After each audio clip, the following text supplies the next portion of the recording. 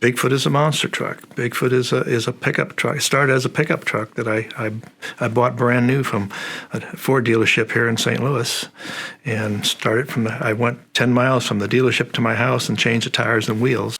I worked on it all weekend long. I worked with it all weekend long, and then we took and put a camper on the back and went four-wheeling and camping on the weekends, and he used to come back to my shop with it on Monday morning, and I always had something broke. And the general manager at the time started calling me Bigfoot. That's where the name come about, and I kind of stuck it on the door. And employees like Jim Kramer, he's the one that's actually moved this industry from where I used to just car crush, drive over cars and wave to the crowd. I had a seatbelt and a cowboy hat on that with my safety gear. Jim Kramer came in, he's younger than I am, and he just started running trucks a lot harder and jumping them and everything else, and he moved the industry from just a car crush type thing to racing and the jumps and all that stuff,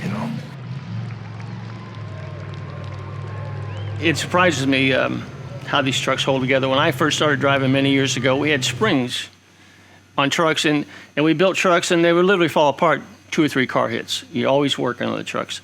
And then finally we built the spring trucks so tough that now we're breaking drivers.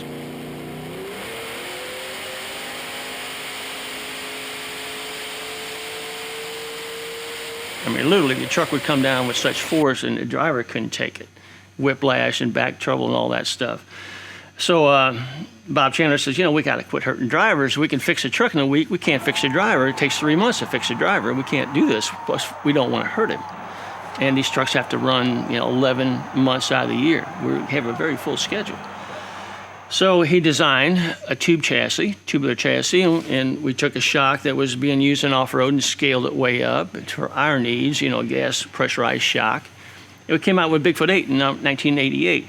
Now we built the truck. It was the first tube chassis truck ever built with this new nitrogen shock on it. Bigger tires, I started playing around. I changed the tires several times and went bigger tires. Then I started breaking axles. This is over a couple-year period. So you put bigger axles in it, okay. Then you still play around with the truck. It was a work truck also, and weekends it was a play truck. And you'd break parts on it, you put bigger parts on it.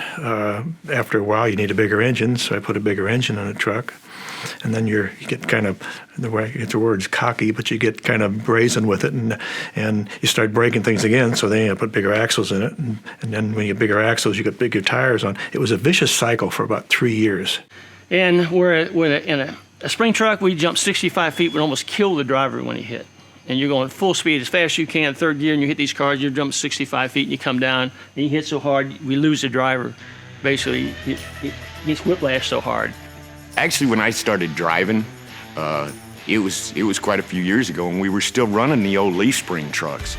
And from the leaf spring truck to where we are nowadays is a totally different deal. I mean, because it was still a full frame truck, military axles, you might have had 4 inches of suspension travel, 14,000 pound truck, and you're trying to pound it in the ground, basically. But it's a never ending progression of making your truck stronger, because it have to be, because the shows have not gotten any easier.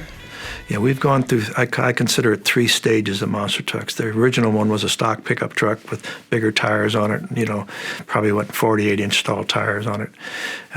And we did shows, and we car crushed with that for several years. And then we went to the bigger tires, and promoters wanted us to do more.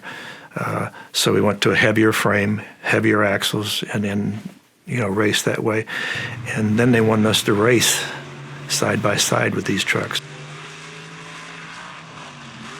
But the only thing is, jumping 100 feet, we soon found out, we need some better componentry. Boy, there's been challenges from the day one.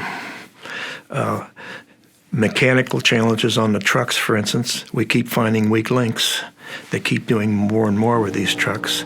I mean, you take a 10,000-pound truck and jump it 218 feet, which is 215 feet, I think, is what we've done with it. Almost the length of a football field, for criminy sakes. And the truck drives away. It's amazing, but we do keep finding a weak link. You fix one weak link and something else breaks. So the axle we had was a combination of a school bus axle, grafting on some agricultural planetaries to the end. to be able to run it. It just wasn't doing the trick. So we got a really nice truck now. We got a good shock set up, but we really needed something to bolt the truck to. We needed a better set of axles. And started looking around, and one of our competitors had a set of ZF axles. They were agricultural axles, and we looked at that. Boy, nice design, but too light.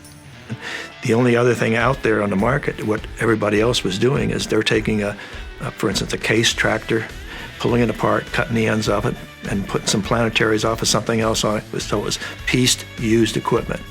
We had new equipment that was strong to start with, and actually we took the axles off of a piece of equipment that it wasn't designed for monster trucks. I remember first talking to the salesman about this axle, and he goes, "What are you going to do with it?" He goes, "Well, if I tell you what I'm going to do, you won't sell it to me." And he goes, "No, really, what are you going to do with it?" "I'm going to put it in a monster truck." Well, back then, it's like, monster truck, I heard of them. Well, now if you haven't heard of a monster truck nowadays, you live under a rock. But back then, back in '88, we were, getting up and coming. He says, "How you think they'll work?" He goes, "Man, I don't know." He says, "Well, I don't either, but I want to try them." And so that's how we got hooked up with that. But they worked very well. It's actually, it's an axle for a rough terrain forklift or a sky tracker or a backhoe.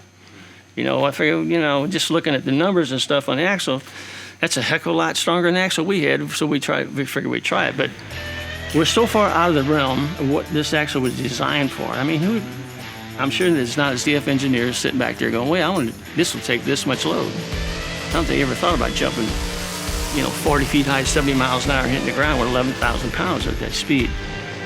But it works out well. It works out well for us. And like I say, it surprises me all the time how they do hold together. But we have this is the business where if you're going to make money, you have to run.